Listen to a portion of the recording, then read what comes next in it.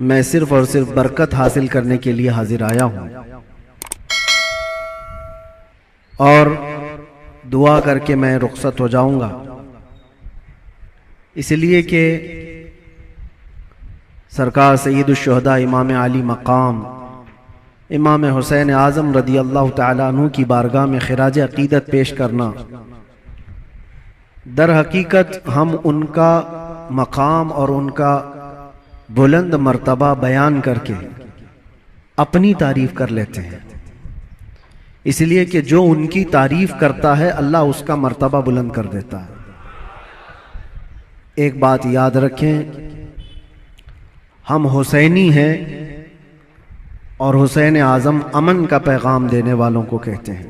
अस्सलामु अलैकुम व रहमतुल्लाहि व बरकातुहू।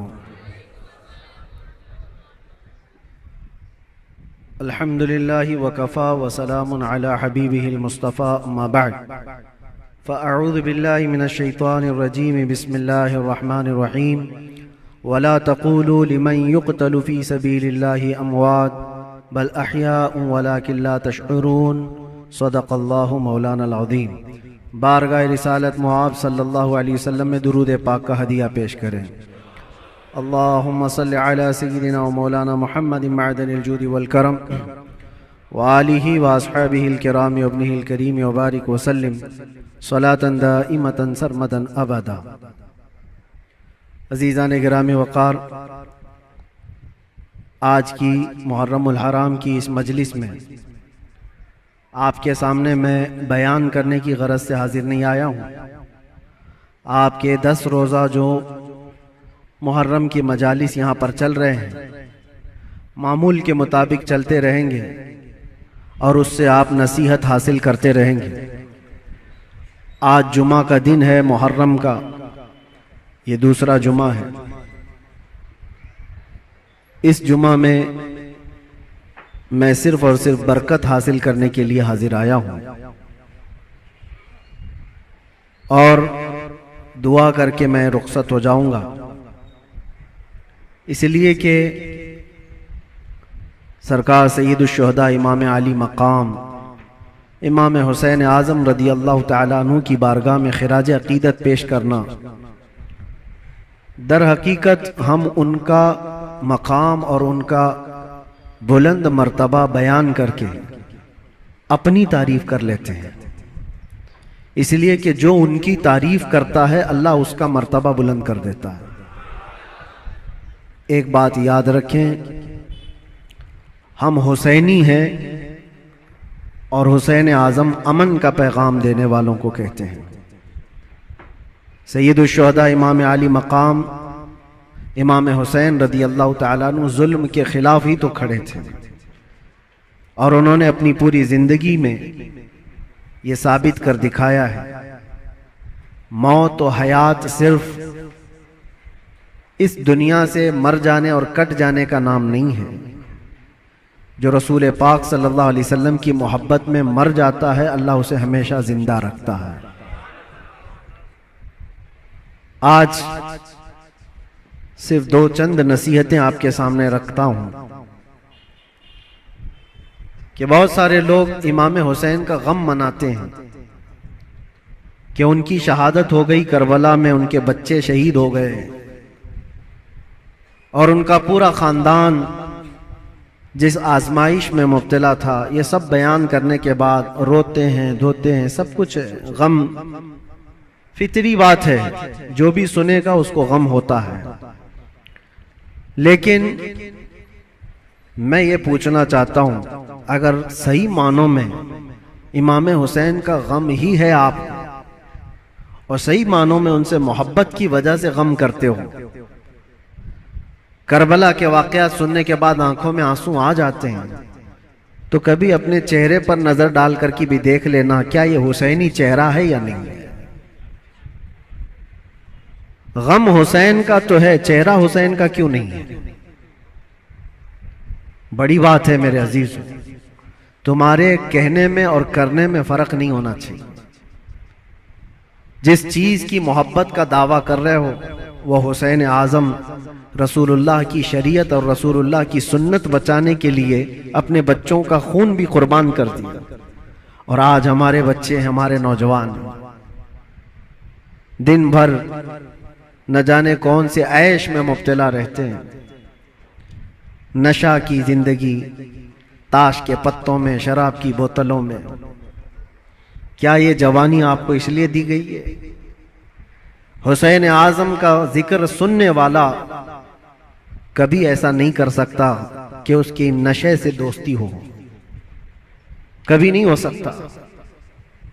कभी याद करो कि 3 दिन के भूखे और प्यासे सब्र के उस पहाड़ को। एक बात मैं आपको बता दूं, हमारे बच्चे की उंगली में भी अगर चोट आ जाए ना तो बेकरारी बढ़ जाती है। मैंने देखा है, मेरा 1 साल का बेटा, दरवाजे में उंगली उसकी फंस गई थी, उंगली कट गई थी, तो लेकर दौड़े डॉक्टर के पास। डॉक्टर जब सुई से टाके लगा रहा था, बच्चा चीख मार रहा था, चिल्ला रहा था। और सच बताऊं, मजबूत दिल होने के बावजूद भी हमारे पैर कांप रहे थे। बार बार ये दिल कर रहा था कि बच्चे को थाम लूं। डॉक्टर और नर्स हमें आने से मना कर रहे थे, आप दूर खड़े रहिए, इलाज कर रहे हैं। उंगली के टाके देखा नहीं जाते हमसे अपने बच्चे के। वो इमाम हुसैन 6 महीने के बच्चे को लेकर जब यजीदियों के सामने आए, सिर्फ पानी के एक कतरे के लिए, और उन यजीदियों ने दूर से तीर चलाकर इमाम हुसैन के बच्चे को शहीद कर दिया। गले में तीर चला और खून का फव्वारा निकलकर इमाम हुसैन के चेहरे पर लगा। जानते हो मेरे अजीजों, अपने हाथों में उस बच्चे को लेकर क्या उन्होंने रोना धोना किया? नहीं, अल्लाह की बारगाह में पेश किया और अर्ज किया कि मौला मेरी ये छोटी कुर्बानी भी कबूल फरमा ले। क्या इतना जिगर है किसी के पास? एक तरफ भांजों के, भतीजों की लाशों को देखना, अपने भाई की, सगे भाई की लाश देखना, बहुत सब्र किया। लेकिन कभी आप सोचते हैं ये सारा सब्र किसके लिए था? इसलिए था कि हुजूर की शरीयत हम तक पहुंच जाए, आने वाली नस्लें सीधे रास्ते पर चल सकें, इसलिए इतनी बड़ी कुर्बानी थी।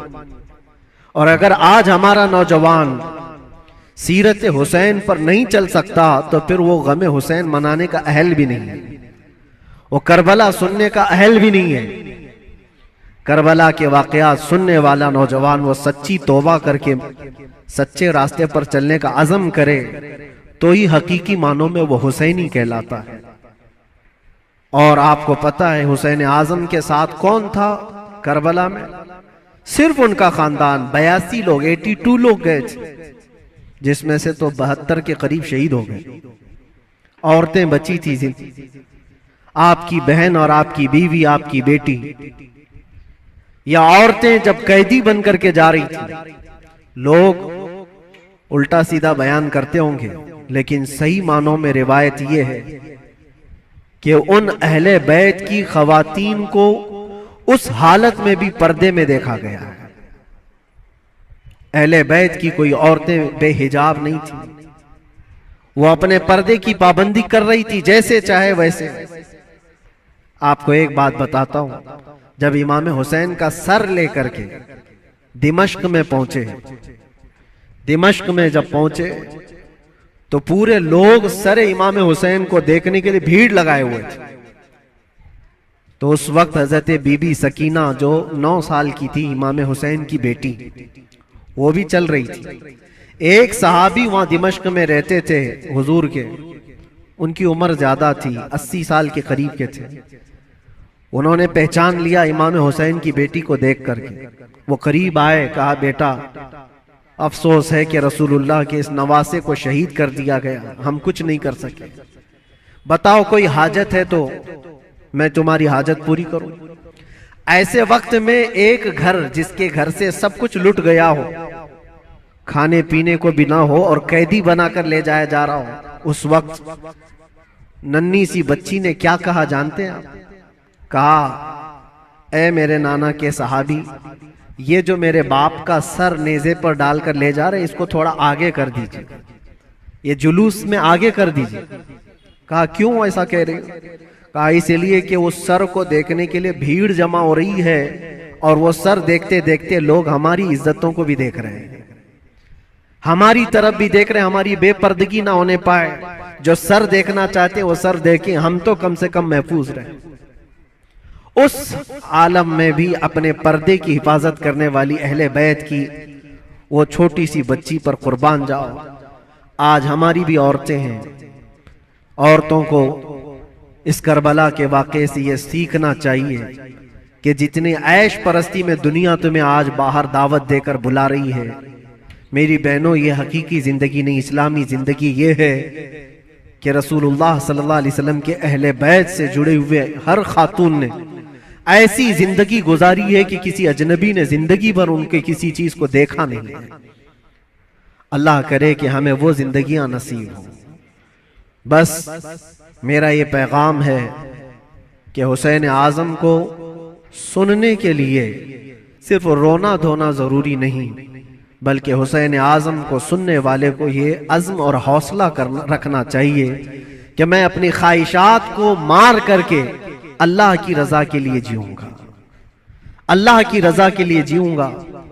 जो बुरी आदतें जिंदगी में आती हैं उसको तर्क करना ये भी एक बहुत बड़ा अज़्म है, एक बहुत बड़ा हौसला है। नौजवानों से मैं गुजारिश करूंगा, आज पूरी दुनिया तुम्हारी तरफ देख रही है।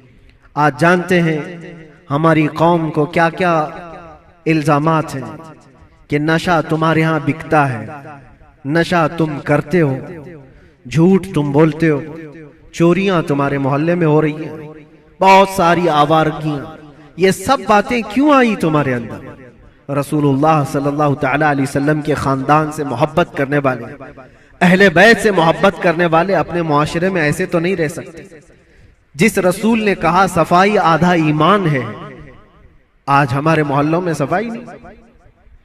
बात सिर्फ यही है कि सिर्फ जुबान से हुसैन हुसैन कह लेने का नाम हुसैनी नहीं होता, हुसैनी नहीं होता। अपने अमल से यह साबित करके दिखाओ कि हम हुसैनी किरदार रखते हैं, यजीद से आज भी नफरत रखते हैं। और आखिरी बात, हुकूमतें सबकी जाएंगी, आज जो तख्त पर बैठे हों कल उतर जाएंगे। यजीद 3 साल तक हुकूमत किया, अपने 3 साला दौर में उसने बहुत जुल्म किया, लेकिन तख्ता खत्म हो गया, यजीद मर गया। मुझे बताओ आज पूरी कायनात में झंडा यजीद का लहराता है या हुसैन का लहराता है? वजह यही है, हक के लिए जो खड़ा हुआ रब ताला उसे कयामत तक जिंदा रखता है। इसीलिए हमेशा इस बात को याद रखो मेरे अजीजों, जुल्म करने वाले जुल्म करते रहेंगे, मसाइब आते रहेंगे, मुसीबतें आती रहेंगी, मशक्कतें आती रहेंगी। अंधेरा होगा तो अल्लाह ताला की तरफ से उजाला भी जरूर आएगा, उजाला जरूर आएगा। अल्लाह तबारक व तआला हक के साथ हमेशा कायम रहने की तौफीक अता फरमाए। बस मैं आज इतनी नसीहत पर अपनी गुफ्तगू खत्म करता हूँ और दुआ के लिए मैं हाजिर आया था।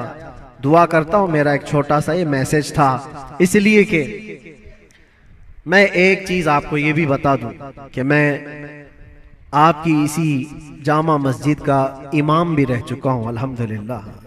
हमारे बच्चे यहाँ पर हैं, हमारे बरसों से सुनने वाले सामाईन यहाँ पर मौजूद हैं। हो सकता है कुछ लोगों के लिए नया होगा मैं, लेकिन चूंकि 15 साल गुजर गए तो 15 साल में बहुत सारे मामलात भी गुजर जाते हैं।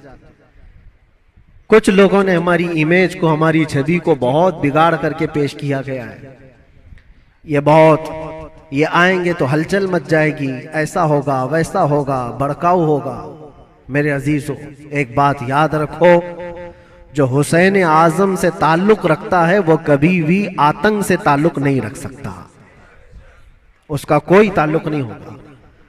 हाँ, जो यजीदी होगा वो यजीद के किरदार के साथ जुल्म कर सकता है, लेकिन हुसैन आजम के किरदार को सीने से लगाने वाला वो अपने ऊपर मुसीबतों के पहाड़ उठा तो लेगा, लेकिन फसाद और फितना मचाने की कभी कोशिश नहीं करेगा। अल्हम्दुलिल्लाह आज मैं ये आपके सामने इसलिए इजहार के साथ कह रहा हूं कि हमारा मकसद किसी भी जगह पर फितना फसाद फैलाना नहीं है, लॉ एंड ऑर्डर को खराब करना नहीं है। हम अपने जुबान से जो भी बात अर्ज करते हैं वो हक के लिए बात अर्ज करते हैं, नौजवानों की इस्लाह के लिए करते हैं। यहां पर बड़े लोग गवाह होंगे इसी मस्जिद के वो बच्चे जो 24 घंटे नशे में रहते थे, अल्हम्दुलिल्लाह 60 से ज्यादा नौजवान मेरे साथ इसी मस्जिद में एहतिकाफ पे भी बैठे थे, जानते होंगे पुराने लोग। और अब तो बच्चे बड़े भी हो गए और यहां तक कि मस्जिद की कमेटी में भी आ गए। बहुत सारे लोग, बचपना होगा, जवानी आएगी, बुढ़ापा भी होगा। पहले के लोग भी यहां पर जो मुझे जानते हैं, हमारा एक ही मकसद होता है, एक ही मकसद है। वो मकसद क्या है कि मोहम्मद से वफा तूने तो हम तेरे हैं। ये जहां चीज है क्या, लौह कलम तेरे हैं। बिगड़े हुए रास्ते तुम्हें वहां से निकाल कर लाना, उस रास्ते पर तुम्हें कायम रखना जो रास्ता तुम्हें सीधे इस मस्जिद से लेकर मदीने तक पहुंचा देता हो, ताजदारे मदीना सल्लल्लाहु अलैहि वसल्लम के कदमों तक पहुंचाता हो, उस रास्ते पर तुम्हें लाकर खड़ा करना। बस ये हमारा मकसद है। बाकी किसी को जोश दिलाना, किसी को उकसाना, किसी को फितना और फसाद में लाना कभी हमने पहले ना किया था और ना ही करना है। हाँ, अगर किसी को ऐसा लगता हो तो ये उनकी खाम ख्याली है। बस हम तो ये कहेंगे, या रसूल अल्लाह, तेरे गुलामों का नक्शे कदम है राह खुदा, वो क्या बहक सके जो ये सिर्फ चुराग लेके चले, वो क्या बहक सके जो ये सुराग लेके चले। बस आखिरी मैसेज यही है कि मोहम्मद से वफा तूने तो हम तेरे हैं। ये जहां चीज है क्या, लौह कलम तेरे हैं। जिंदगी तुम्हारी अपनी नहीं है, ये अल्लाह के रसूल के लिए दी हुई जिंदगी है। मेरे मुर्शिद गिरामी हुजूर ताजुश शरिया बदरुत तरीका रहमतुल्लाह तआला अलैह ये कह करके गए, जिंदगी ये नहीं किसी की किसी के लिए, जिंदगी है नबी की नबी के लिए। ना समझ मरते हैं जिंदगी के लिए, जीना मरना है सब कुछ नबी के लिए। लब्बैक या रसूल अल्लाह, लब्बैक या रसूल अल्लाह, लब्बैक या रसूल अल्लाह। व आखिर दावाना अल्हम्दुलिल्लाहि रब्बिल आलमीन। फिर किसी मौके पर इंशाअल्लाहुल अजीज आपके यहाँ हाजिर आएंगे, जो भी मामलात होंगे सबको क्लियर करके इंशाअल्लाहुल अजीज आपके सामने बयान करेंगे। अस्सलामु अलैकुम व रहमतुल्लाहि व बरकातहू।